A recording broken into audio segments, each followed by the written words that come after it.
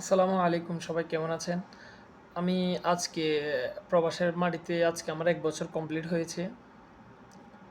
এই ১ বছরে আমার যতটুকু অভিজ্ঞতা হইছে যে প্রবাসে আসা মানে আপনি নতুনভাবে পৃথিবীতে ভূমিষ্ঠ হওয়া।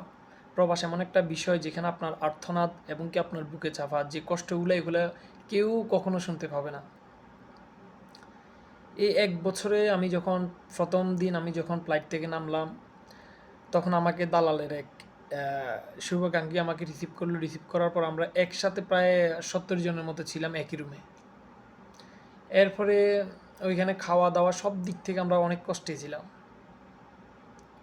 এরপরে অ্যা কিছুদিন যাইতে না যাইতে লাগলো। ওইখানে মারামারি, এরপর দালালকে আমি অনেক হেনস্থা করার পরে উনি আমাকে উনার পার্সোনালি একটা বাসায় নিয়ে যাওয়ার জন্য বলছিল।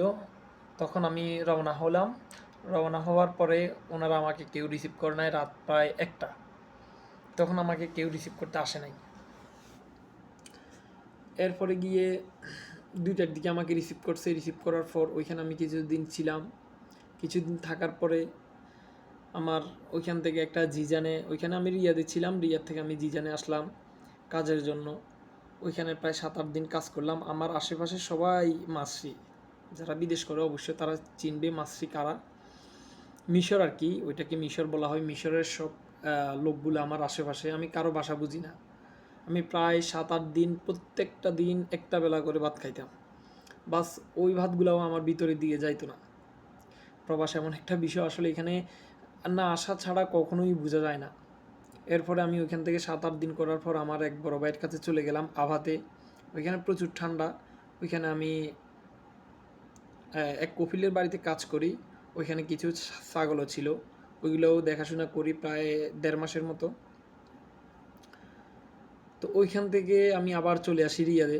রিয়াদ থেকে রিয়াদে প্রায় আমার এক উম পরিচিত এক ব্রাদারের পরিচয়ে আমি রিয়াদে একটি আবাসিক হোটেলে জয়েন করি। ওখানে প্রায় আমাকে ২ মাস ট্রেনিং করায়। ট্রেনিং করানোর পরে ওইখান থেকে আমাকে নিয়ে আসে মদিনায়। মদিনাতে কিছুদিন যাইতে না যাইতে আমার কফেলাসহ আকামা সব কিছুই কমপ্লিট। আল্লাহর কি একটা রহমত, যেখানে সৌদি আরবে অনেক অনেক কোটি কোটি মানুষ অনেক কষ্ট করতেছে, সেই জায়গায় আমি ইকবাল অনেক সুখে আছি। অনেক অনেক সুখী আছি। এই ১ বছরে আমার এত কিছু অর্জন হইছে যেটা বলার বাইরে। ব্যক্তিগত জীবনে আমি এত কিছু অর্জন কখনোই করিনি। আমি আমার যতটুকু পড়াশোনা করছি ইন্টার অবধি আমার কমপ্লিট। এই ইন্টার অবধি আমি যতটুকু পড়াশোনা করছি, যতটুকু